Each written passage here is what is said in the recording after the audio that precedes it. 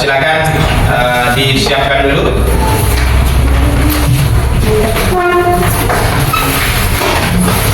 Izin pembina, seluruhnya duduk siap, gerak. Mengawali pembelajaran, berdoa, mulai.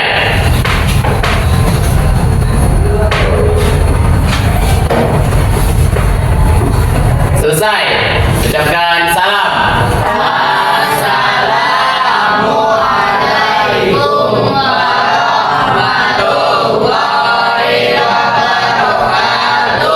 Waalaikumsalam warahmatullahi wabarakatuh. Apa kabar anak-anak semuanya? Oke. Sebelum kita memulai pembelajaran, coba dilihat di sekelilingnya. Ada nggak kira-kira sampah atau yang kurang bersih? Ada? Kalau ada silakan diambil, kemudian dibuang di tempat sampah.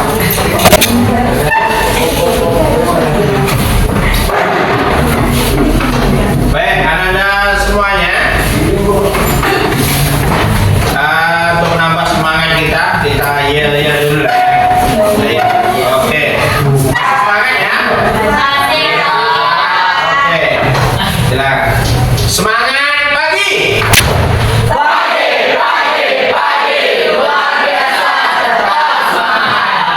Iya. Bisa kita ulangi sekali lagi? Ya. Semangat pagi. Luar biasa, tetap semangat. Oke. Baik, anak-anak semuanya, hari ini ada yang tidak hadir? Hadir semua, Pak. Hadir semuanya ya? Oke, hadir semuanya ya. Oke. Baik, anak-anak semuanya, kalau masih ingat, minggu kemarin kita mempelajari tentang apa? Tentang apa kemarin?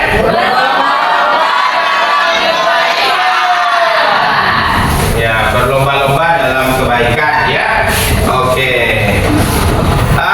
Coba sebelumnya Bapak mau tanya nih. Nah, tema kita kemarin adalah berlomba-lomba dalam kebaikan. Masih ingat ayat yang menjadi dalil tentang perintah berlomba-lomba dalam kebaikan? Al-Maidah 48. Oke, bagus. Nah, apa saja aktivitas kita kemarin? Terakhir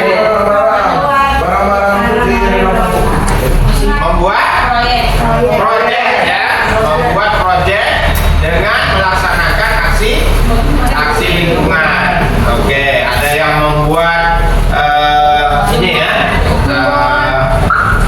membuat sesuatu ya, karya dari barang bekas ya. Oke, ada yang aksi lingkungan ya, mungkin ya, kita sudah laksanakan kemarin ya. Mudah-mudahan itu tidak hanya kita pelajari, tapi itu menjadi kebiasaan kita. Tentu dalam keseharian kita banyak ya menemukan hal-hal yang itu harus kita ketahui ya, sumber hukumnya dari mana ya, kemudian masalah itu hukumnya apa. Dalam kehidupan kita kan sering ya kita melihat masalah-masalah ya, masalah-masalah baru ya, yang itu ada di tengah kehidupan kita. Nah, tentu ada hukumnya, apakah boleh atau tidak boleh, apakah dia wajib, apakah dia sunnah, apakah dia haram, apakah dia mubah ya. Nah, maka setiap masalah itu ya tentu perlu ada hukumnya ya, sehingga kita mau melaksanakan atau tidak melaksanakan. Oke. Sebelumnya Bapak mau bertanya kepada kita semuanya, dari mana kita tahu bahwa satu masalah itu, ya, hukumnya itu dari mana? Apakah dia mubah? Apakah dia wajib? Apakah dia sunnah? Apakah dia makruh? Apakah dari mana? Dari Al-Quran dan hadis. Bagus. Nah, dari Al-Quran dan hadis. Sekarang kalau tidak ditemui di dalam Al-Quran dan hadis, dari mana kita mendapatkan sumber hukumnya? Pendapat dari ulama. Oke, bagus. Ada yang tahu, ya, cara untuk menetapkan hukum para ulama, ya? Ada yang tahu apa namanya? Ada yang tahu? Oke, bagus. Jadi itulah yang akan kita pelajari pada hari ini, bahwa setiap suatu masalah atau fenomena itu ada hukumnya. Tentu seperti yang Anda sampaikan tadi, bahwa hukumnya diambil dari Al-Quran dan hadis. Nah, namun tadi ada pertanyaan susulan bahwa ketika tidak ada hukumnya, ya, secara khusus dalam Al-Quran maupun hadis, maka kita mengambil sumber hukumnya dari mana? Nah, ya, pendapat ulama. Nah, itulah yang akan kita pelajari pada hari ini. Kita akan mempelajari tentang sumber-sumber hukum Islam. Nah, oke.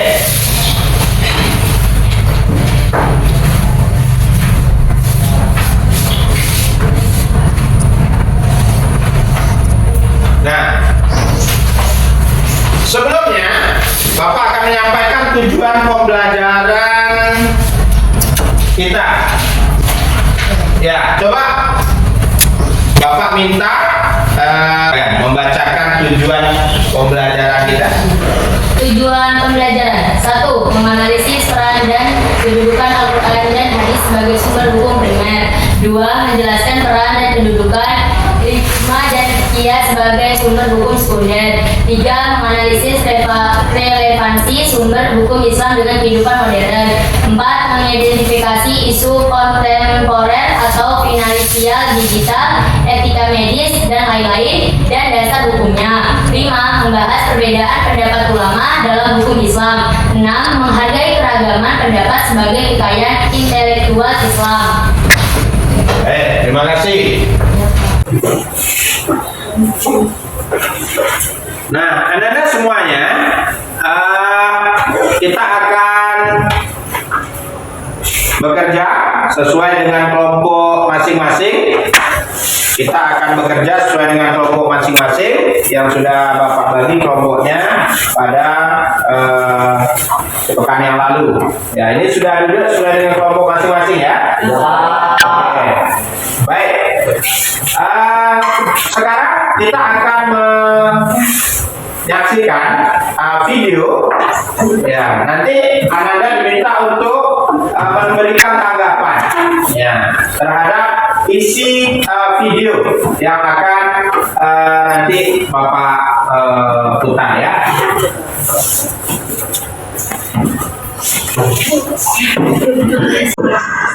Bismillahirrahmanirrahim. Yang terutama itu adalah Al-Quran. Ini pokoknya juga. Hanya Allah Subhanahu Wa Taala memberikan wewenang kepada Rasul. Di sisi lain, memahami Al-Quran itu tidak bisa kita memahami Al-Quran tanpa kita memahami Sunnah.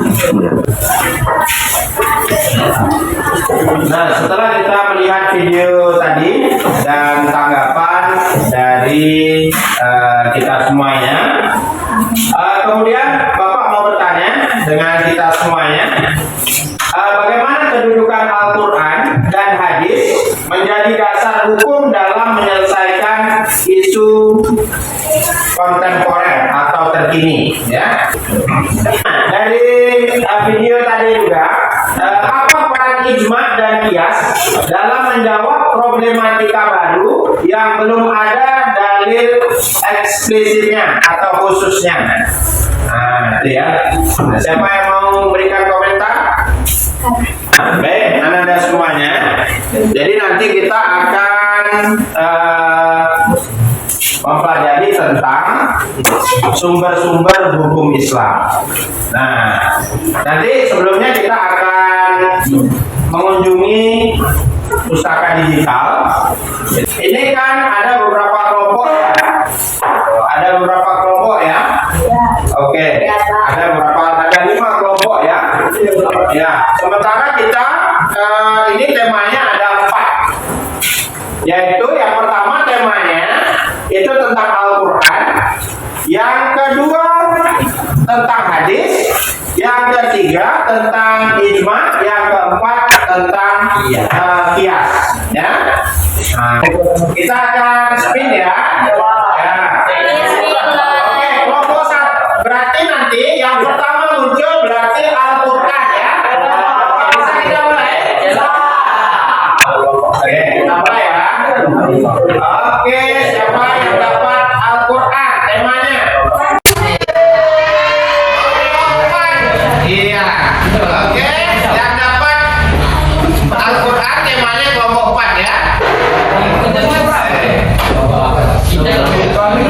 Tema hadis kita spin.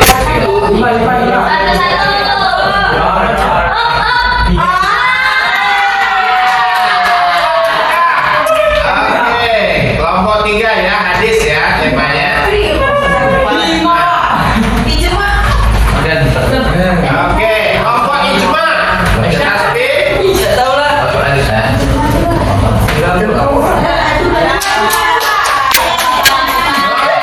Satu.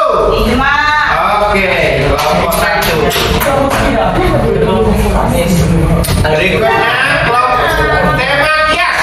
Siapa yang dapat kelompoknya kita spin.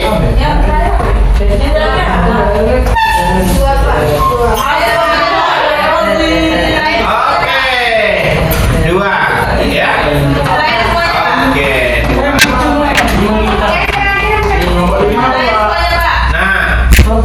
Nah, yang kelompok 5 ini bebas memilih. Kita spin juga.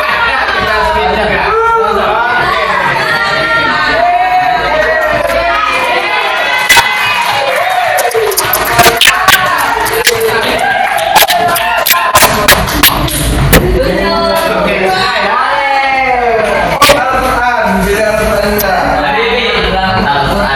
Nah, ada semuanya.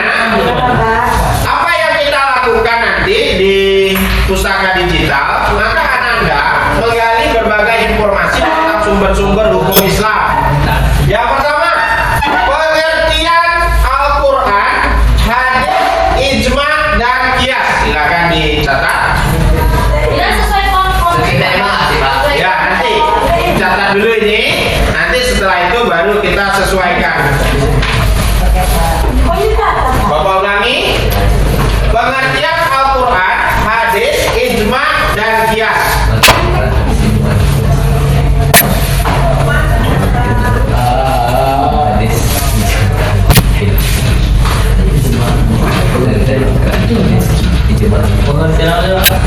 Semuanya menulis ya. Nanti kalau di pustaka digital kita efektif waktu. Ya. Pengertian Al-Quran, hadis, ijma, dan kias.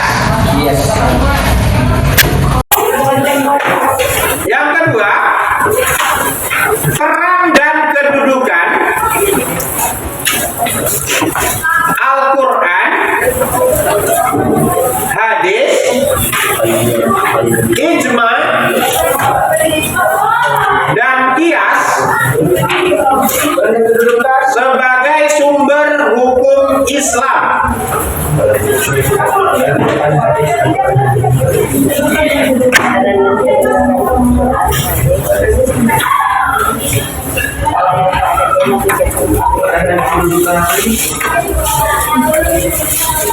Nah, apa ya?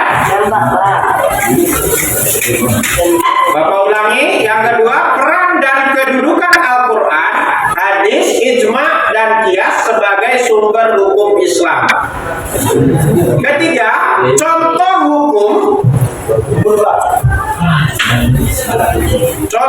hukum yang bersumber dari Al-Quran, hadis, ijma, dan qiyas.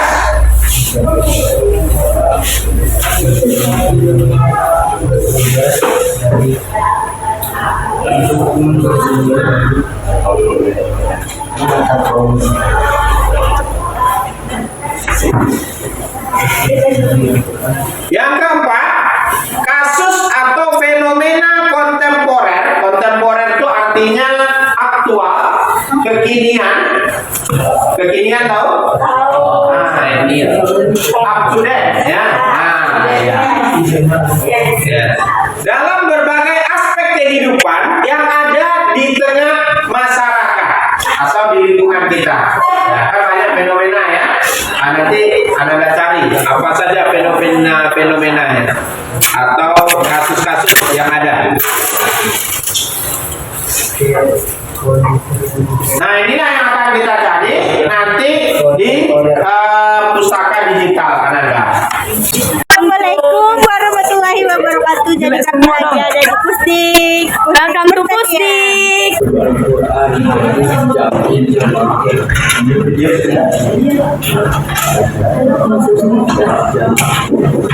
Sudah siap ya? Silakan yang sudah siap boleh untuk mendiskusikan di kelompoknya masing-masing untuk presentasi.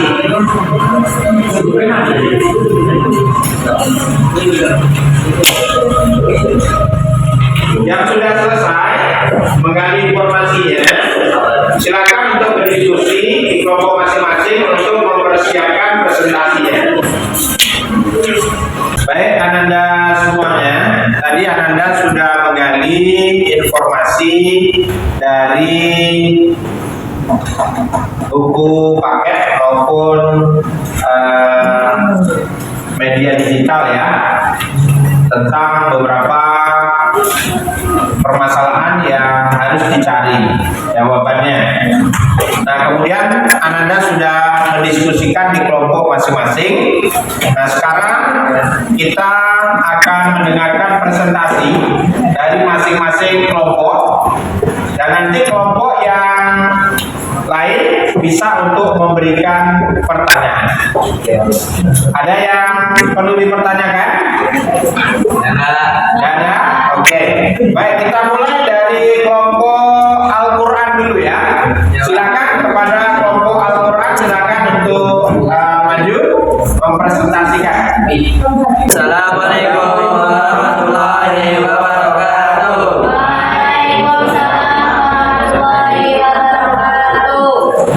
Kami dari kelompok 5 akan mempresentasikan tentang pengertian Al-Quran.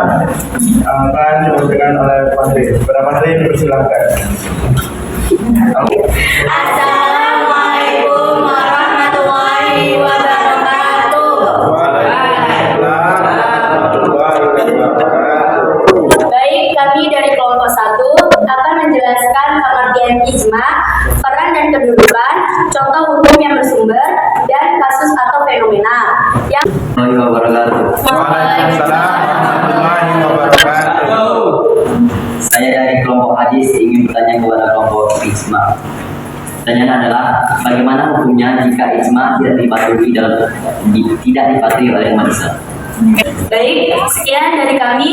Jika ada salah kata, mohon dimaafkan. Saya tutup. Wassalamualaikum warahmatullahi wabarakatuh. Baik, mohon perhatian Anda semuanya. Kita tadi sudah mempresentasikan dari ya beberapa sumber pertanyaan, kemudian kita cari jawabannya di beberapa sumber, kemudian sudah dipresentasikan. Sekarang setiap kelompok akan Bapak bagikan LKS.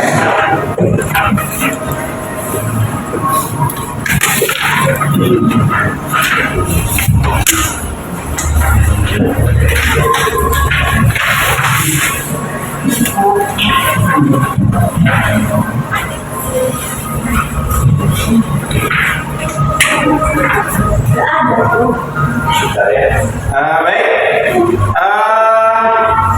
Ananda coba perhatikan lembar kerja muridnya yang sudah Bapak bagikan. Ananda baca tujuan pembelajaran, kemudian kegiatan pembelajarannya apa, kemudian format analisis apa yang harus Ananda kerjakan itu seperti apa. Coba dipelajari. Ya, nanti diawali Ananda setiap kelompok itu memilih salah satu kasus ya, salah satu kasus kontemporer atau aktual atau kekinian. Ya, bisa saja tentang bullying dan body shaming ya di media sosial, ada penggunaan teknologi artificial intelligence dan sebagainya. Maka Ananda pilih salah satu tema, setiap kelompok satu saja. Kemudian setelah itu Ananda kerjakan LKS. Nah, nanti Ananda diskusikan, maka laporannya dalam bentuk format analisis yang sudah tertera di dalam LKS. Nah, ini perintahnya pada poin ke ingat, setelah Ananda mencari informasi, maka Ananda ada satu tahap lagi tugasnya adalah membuat peta konsep. Pernah dengar istilah peta konsep? Nah, maka hasil dari apa yang Ananda kerjakan diterangkan di peta konsep ya.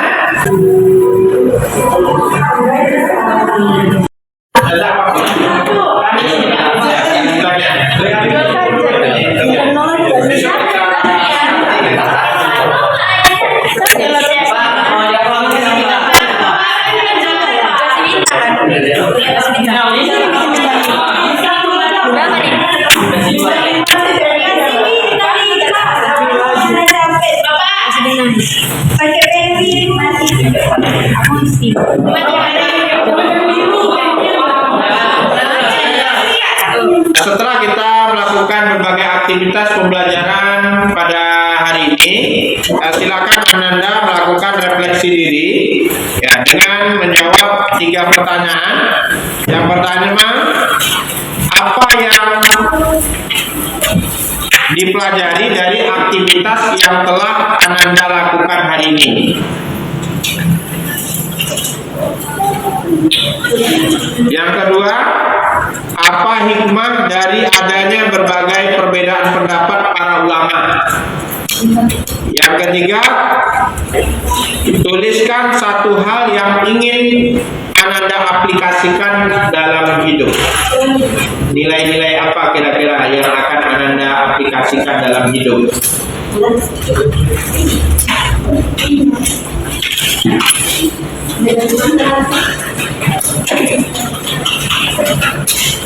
Melakukan berbagai aktivitas kegiatan dalam pembelajaran ini, Bapak memberikan apresiasi kepada Ananda semuanya yang telah aktif di dalam pembelajaran ini, baik dalam menggali informasi dari berbagai sumber apa yang ingin kita dapatkan, kemudian dalam presentasi diskusi kelompok presentasi Bapak ucapkan terima kasih sehingga kegiatan kita berjalan sangat baik. Nah, Bapak juga mau menyampaikan bahwa kegiatan kita pada pekan yang akan datang, yaitu kita akan memperdalam bagaimana lebih dalam lagi mengkaji isu-isu yang lain kaitannya dengan isu-isu yang terjadi di dunia anak remaja. Nah, tentu banyak isu-isu yang ada ya di kalangan remaja yang itu tentu butuh apa? Butuh menentukan bagaimana dalam pandangan Islam kasus itu, ya. Nah, sampai pada kita mengetahui nanti bagaimana hukumnya. Nah, itu kegiatan kita pada minggu yang akan datang, pekan yang akan datang. Baik, sebelum pembelajaran kita akhiri, silakan disiapkan dan ditutup dengan doa. Silakan ketua kelas. Jadi pembina seluruhnya duduk siap gerak, mengakhiri pembelajaran, berdoa mulai.